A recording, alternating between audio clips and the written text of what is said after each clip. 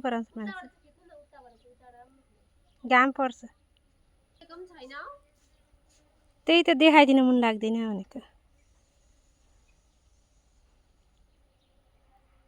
हेर्नु होला मेरो माइती गाउँमा चाहिँ फुल कसरी फुलिदिन्छन्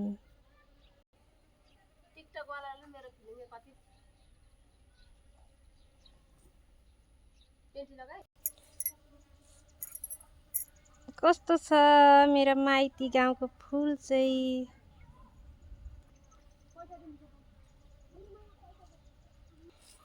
यसलाई चाहिँ के भन्छन् साथीभाइहरू मलाई पनि थाहा छैन